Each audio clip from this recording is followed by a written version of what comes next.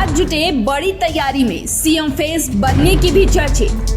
मोदी देंगे अपने हनुमान को आशीर्वाद। बिहार में हुए सियासी उठापटक के बाद इस वक्त फ्लोर टेस्ट को लेकर खूब बयानबाजी हो रही है। ऐसा कहा जा रहा है कि अगर नीतीश कुमार फ्लोर टेस्ट में फेल हो जाते हैं तो राज्य में या तो महागठबंधन की सरकार बन सकती है या फिर राज्य में राष्ट्रपति शासन भी लागू हो सकता है।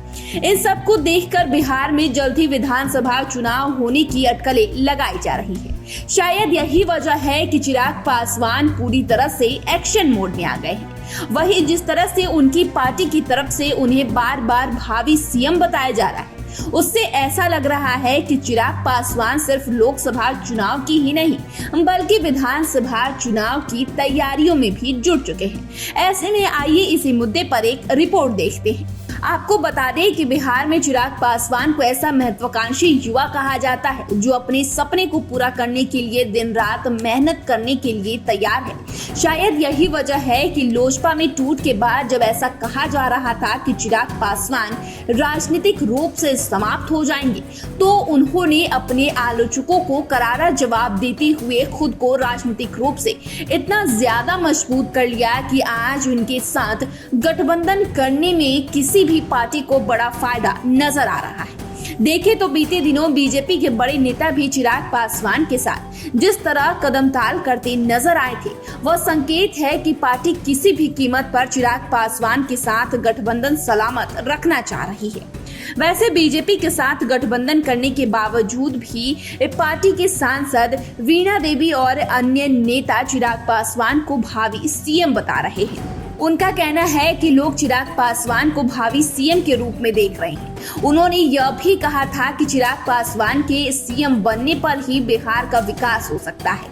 देखें तो हाजीपुर के मुद्दे पर कोई फैसला नहीं होने और नीतीश कुमार के गठबंधन में आने से चिराग पासवान को एनडीए में कंफर्टेबल नहीं बताया जा रहा है।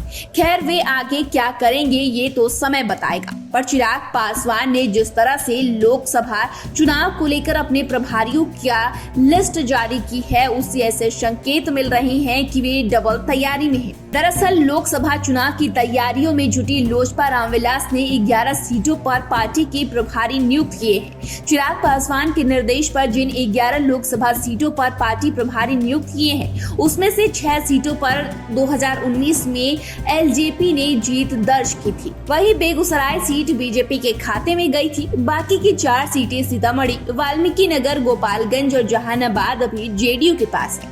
वहीं लोजपा रामविलास ने स्पष्ट रूप से संकेत दिया है कि वह नीतीश कुमार की जेडीयू के एनडीए में आने के बाद सीटों को लेकर किसी भी तरह का समझौता नहीं करेगी। देखें तो चिराग पासवान ने 11 लोकसभा सीटों पर अपनी पार्टी लोजपा रामविलास के प्रभारी बनाकर सीट बंटवारे में बीजेपी और जेडीयू पर दबाव बढ़ा दिया है। जाहिर सी बात है कि चिराग पासवान ने जिस तरह से 11 लोकसभा क्षेत्रों में तैयारी शुरू कर दी है कि वह संकेत है कि अगर सीटों की डील तय नहीं हुई तो वे कोई भी फैसला ले सकते हैं।